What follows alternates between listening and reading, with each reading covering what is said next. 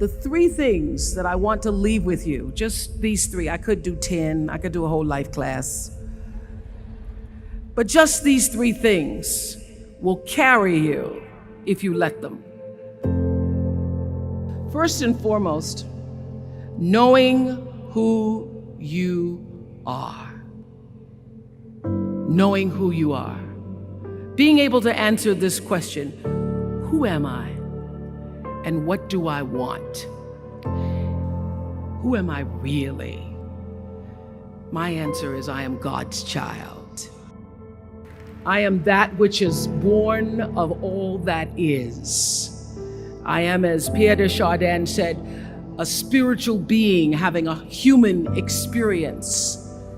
Come trailing the breath of the ancestors yet, but trailing the breath of the angels. And understanding that because I am connected to the source of all that is possible for me. That's who I am. And what do I want? I don't want to just be successful in the world. I don't want to just make a mark or have a legacy.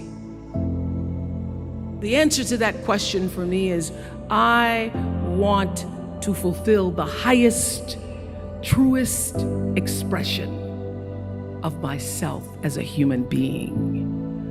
I want to fulfill the promise that the Creator dreamed when He dreamed the cells that made up me. What do I want? You must have some kind of vision for your life. Even if you don't know the plan, you have to have a direction in which you choose to go. What I've learned is that's a great metaphor for life. You want to be in the driver's seat of your own life, because if you're not, life will drive you. So, knowing who you really are in this space and time that we embody. That's number one. What do you want? Who are you? Number two, you must find a way to serve. Martin Luther King said that not everybody can be famous, but everybody can be great, because greatness is determined by service. Now, we live in a world where everybody wants to be famous and where we admire people for just being famous. We think being known brings us value. The truth is, all of that will fade in time. In 3 years, you won't be able to name the housewives of Atlanta. The real truth is that service and significance, service and the significance that you bring to your service is that which is lasting. So to be able to, whatever your occupation or job or talent or gift is, our honorees today getting doctorate degrees, to apparently opposite fields, HIV and AIDS and the spoken word. But what they have in common is service, using the spoken word in service to community and the world. Using your knowledge and information about HIV and AIDS and medicine in service to the world. And if you look at all the most successful people in the world, whether they know it or not, they have that paradigm of service. Everybody's talking about Mark Zuckerberg and IPO. Service. Jay-Z rapping. Service. Through the word, to people, through song. For many years, I was really just happy to be on TV, and people would stop and say, "Oh, you on TV?" "Yeah, I'm on TV. I like being on TV. It's a nice job." And it was about the time that I received my honorary doctorate from Spelman around 1993. So I don't know if that had something to do with it. I thought of myself as Dr. Winfrey. That I went back and I took a long look at what it was I was doing on TV, and made a decision that I was no longer going to just be on TV, but I was going to use TV as a platform, as a force for good, and not be used by TV. And I will tell you, my decision to make that significant change in the way I operated on television, using television as a service, changed my career exponentially.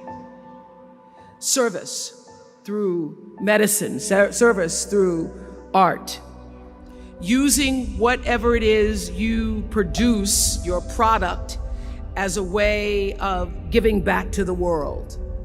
When you shift the paradigm of whatever it is you choose to do to service, and you bring significance to that, success will, I promise you, follow you.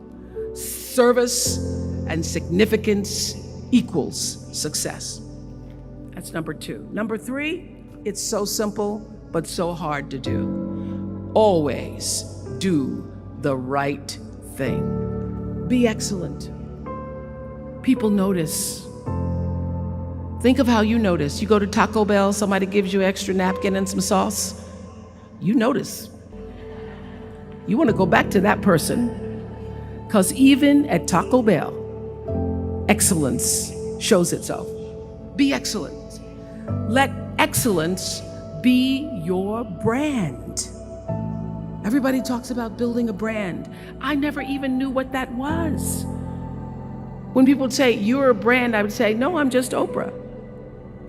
What I recognize now is that my choice to, in every way, in every example, in every experience, to do the right thing and the excellent thing is what has created the brand. And what I know is that when you are excellent, you become unforgettable. People remember you, you stand out. Regardless of what it is, you become an unforgettable woman. And that is what we all want. We want to be unforgettable and not forgettable. So doing the right thing, even when nobody knows you're doing the right thing, will always bring the right thing to you. I promise you that. Why? Because the third law of motion is always at work. For every action, there's an equal and opposite reaction. That is so true in all of our lives. You just have to do the right thing, and the right thing will follow you even when people don't support it. I remember many times on my show. There are many shows y'all never saw. And the reason you didn't see them is because I got the last vote. And I remember 2010, my team, hardest working team in television, had done this interview with a woman who turns out she was a Sunday school teacher by day and a sex addict at night. And they were like, you won't believe it. We got her going out, we got her with the men, and we get to show her, and she was willing to show us everything. I sat down with a woman for an interview that was taped. And during the process of the interview, I said, why are you doing this? And she said, oh, I want to help people. I want to tell my story and I want to help people. I said, do you have children? She says, yes, I have a 10-year-old son. I knew right then, this is never going to see the light of day. So we got off the air and I said to the lady, we are not going to air that show. And she said, why? My producer said, why? She knew she was being filmed. She knew what she was saying. She knows what I said, because her son will never get over it. Her son will never get over it. And it's not worth a rating point to me. Not worth a rating point to me to know that there's a 10-year-old boy who's destroyed because his mother went on the Oprah Winfrey Show and told all her business. You do the right thing, even when other people think it may not be. And oftentimes, when you make a decision to do the right thing, immediately you're faced with doubt. Was that the right thing? Was that the right decision? I don't know, was that the right thing? You always know it's the right thing, when in the end, there is peace. You are rewarded by peace in knowing that you did the right thing.